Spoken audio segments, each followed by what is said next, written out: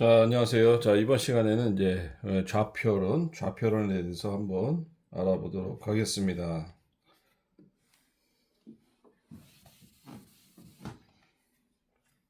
자, 이제 보통 우리가 이제 이번에 볼 거는 이제 시궁이거든요. 시궁. 보통 이 상태에서 요 부분이 보면 잔여궁이라고 보통 하죠. 잔여궁. 이 부분에 대해서 얘기할 건데, 보통 이제 자식만 보면 이제 보통 부딪히고 이제 마음에 이제 서로 상처를 이제 내가 주기도 하고 뭐 자녀가 나에게 주기도 하고 뭐 그런 상황이 있겠죠. 네, 그런 상황이 있다면 오늘 이 영상을 보시면서 답답했던 이제 부모 자식 간의 이제 갈등 그런 문제의 원인이 어디에 있는지 어떻게 하면 풀 수 있는지 이런 거에 대해서 한번 해답이 될 수 있으면 좋겠어요. 보통 이제 이런 경우가 있는데 이제 좌표를 하나 사주 명절 하나 써보면 만약에 이제 시궁 일지 자체가 이렇게 되고 여기가 만약에 이렇게 된다. 이렇게 우리가 놓고 한번 볼게요. 보통 자 우리가 이제 사주를 이렇게 볼 때 거기에 월, 일, 시 이렇게 이제 내고 이렇게 네 기둥을 따지는데 이게 보통 요게 이제 사주의 이제 좌표론이라고 그렇게 얘기를 해요. 보통 그래가지고 이제 연주는 이게 보통 이제 뭐냐면은 조상궁, 월주는 이제 부모궁, 일주 이제 요 부분이죠. 요 부분은 나나 아니면 그 배우자궁. 그리고 이제 마지막 여기가 이제 자녀궁이라고 보통 해요. 하지만 이제 우리가 꼭 기억해야 되는 게, 이 사주팔자는 절대 우리의 삶을 이렇게 여덟 글자로 이렇게 가두는 뭐 감옥이나 뭐 철칙 이런 게 아니에요. 사주는 단순히 이런 에너지를 가질 확률이 높다라고 하기 위해서 내가 이게 자식이 경호라면이라고 하는 뭐뭐라면이라고 하는 조건부를 붙여서 이제 보통 얘기한다고 그렇게 생각하시면 돼요. 자, 여기서 보면은 이제 임자의 경호 이렇게 제가 썼잖아요. 이 띠 자체 보면 여기에는 쥐띠와 여기 말띠 여기 이제 여기 있는데 요 두 개가 이제 충에 의해서 상충이 되는 충그룹이죠.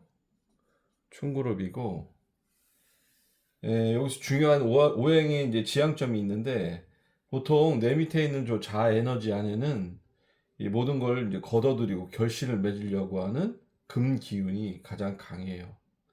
그리고 이제 잔어 자리에 있는 저거는 만물을 키워내게 이렇게 발산하고 이렇게 뭔가 뿌리 내리고 이파리를 확 번지려고 하는 그런 이제 목기운이 가장 그런 때라고 볼 수 있죠. 그래서 보통 부모는 어떤 거를 이제 수습하고 뭔가를 조여서 딱 만들려고 하는데 자녀 같은 경우는 그걸 이제 버티지 못하고 그냥 자유분방함 막 이런 것들이 있는 거예요. 그래서 애초에 이 세상을 바라보는 근본 코드가 부모가 완전히 틀려요. 둘이 완전히 틀리다는 거죠. 이럴 경우에 이제 보통 부모가 자식하고 이제 어려서부터 이제 계속 같이 살고 있는데 이제 자식이 어릴 때는 이제 보통 부모의 발 아래 자식이 이렇게 눌려 있는 형태를 이렇게 띄다가 아이가 어느 정도 머리가 크고 부모하고 어깨를 나란히 할 정도로 이제 크거나 나보다 힘이 더 셀 때는 오히려 부모를 짓누르고 혹은 서로 충돌하는 그런 시점까지 올 수가 있죠. 쌍둥사는 그래서 서로 충돌과 갈등이에요. 그래서 이제 자식과 이제 한 집에 이렇게 붙어 살면 과연 어떻게 될까? 그러면 좁은 공간에 요 상충 에너지가 갇혀서 하루가 멀다 하고 결국은 사사건건 부딪히고 상처를 주게 됩니다. 보통 부모가 상처를 주다가 아이가 크면서 이제 서로 대립이 되는 경우가 많죠. 요럴 때 이제 해결책이 뭐냐면 이 서로 이제 공간적으로 물리적으로 거리를 이렇게 두는 거예요.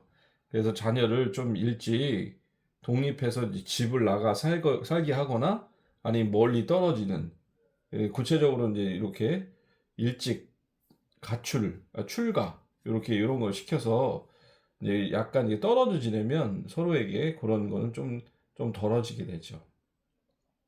그래서 이제 이런 것들 때문에 이제 시궁 자체가 그렇게 되게 된답니다. 그리고 띠 자체도 틀리기도 하지만 이제 제가 보는 관법인데 이렇게 되면, 그러면 과연 부모 중에 누가 어떤 결과를 줄까 보면, 제가 볼 때는 예, 여기에 있는 본인이 여기에 있는 자식을 바라볼 때 자식이 하는 행동이 굉장히 마음에 들지 않는 그런 행동을 하고, 요 자체에서 제가 얘기했듯이 금기가 강하다면 이제 목기가 좀 약한 편이거든요.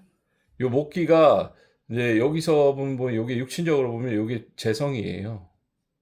그래서 이제 보통 자식이 부모 돈을 털어가는 형태로, 그래서 부모에게 경제적인 부분에서 전혀 도움을 주지 않는 그런 형태의 저기가 되는 거죠. 그래서 그로 인해서 아이에게 뭐냐면 에, 경제적인 부분에서는 너에게 믿을 수 없다.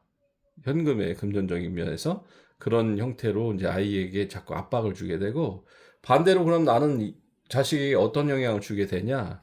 보통 이런 경우에 공부의 기회를 많이 주지 않아요.